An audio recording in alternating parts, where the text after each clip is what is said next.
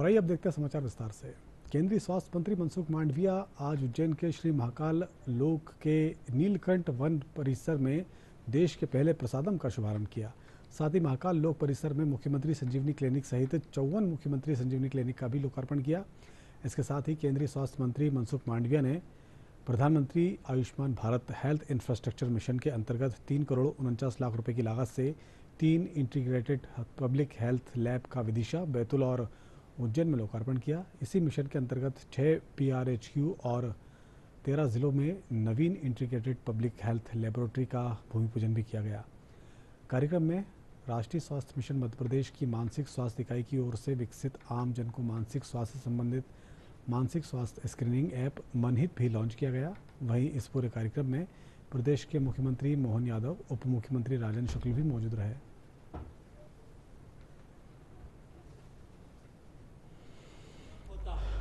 स्वस्थ होने का मतलब क्या हम केवल हॉस्पिटल लगा दें, केवल प्राइमरी हेल्थ सेंटर ओपन कर दें? जी नहीं, ये तो करना ही करना है, लेकिन देश के नागरिक स्वस्थ रहे इसलिए आवश्यक होता है कि उसको स्वस्थ फूड मिले, उसको हाइजेनिक फूड मिले।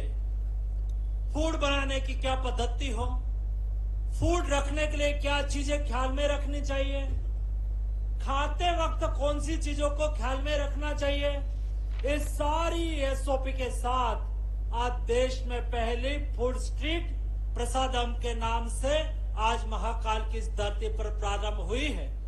आने वाले दिनों में देश के हर शहर में, देश में हर जगह पे ऐसी फूड स्ट्रीट लगा के देश के नागरिक का स्वास्थ्य को सुनिश्चित करना है। दोस्तों, मोदी जी हमेशा होलिस्टिक अप्रोच से देखते हैं। मोदी जी ने कभी टोकन में नहीं सोचा, हमेशा टोटल में सोचते हैं। टोटल में सोचना यानी कि सर्वग्राही दृष्टि से विचार करना। मुझे बताते हुए खुशी हो रही है, हेल्थ सेक्टर में पिछले 10 साल में जो बदल हुआ है, ये बदल का ही नतीजा है। यहां एक ही कार्यक्रम में 174 कोई न कोई योजना का शिलान्यास हुआ, कोई योजना का लोकार्पण हुआ। 214 करोड़ से अधिक रकम केवल एक ही कार्यक्रम के द्वारा मध्य प्रदेश की एक धरती पर हमारे माननीय मुख्यमंत्री जी की उपस्थिति में हेल्थ सुविधा को मजबूत करने के लिए प्रारंभ हो रही है। हजारों साल से, लाखों साल से प्रभु राम का 17 लाख साल का अयोध्या का घटनाक्रम हमने देखा है। प्रभु राम उज्जैन में अपने पिता के श्राद्ध करने के लिए उज्जैन आए। डाक भूसंडी के माध्यम से रामायण जी की पूरी रचना की महत्ता उज्जैन से जुड़ी हुई। और ये नहीं, 5000 साल पहले भगवान कृष्ण का भी उज्जैन में ही शिक्षा दीक्षा हुई। 64 कला, 14 विद्या, आचार्य सांदीपनि का आश्रम, उनकी एक ससुराल उज्जैन, राजा सूरसेन यादव की लड़की मित्रविंदा से। ऐसे कई कारणों से 2500 साल पहले हमको मालूम है, जब अपना एक अलग दौर से देश गुजर रहा था, बौद्धों की एक नई ताकत का उदय हो रहा था, महात्मा बुद्ध के काल में भी उज्जैन का विशेष महत्व रहा है।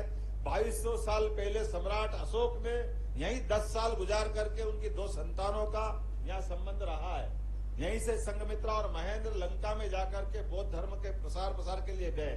2000 साल पहले सम्राट विक्रमादित्य, 3 भाइयों की जोड़ी है, हम सब जानते हैं, भगवान राम और लक्ष्मण, भगवान कृष्ण और बलराम, और तीसरे भाइयों की जोड़ी है हमारे उज्जैन से जिसका संबंध आता है, सम्राट विक्रमादित्य और भर्तरी। ये तीसरी जोड़ी उज्जैन की, ये गौरव भी उज्जैन को मिला है।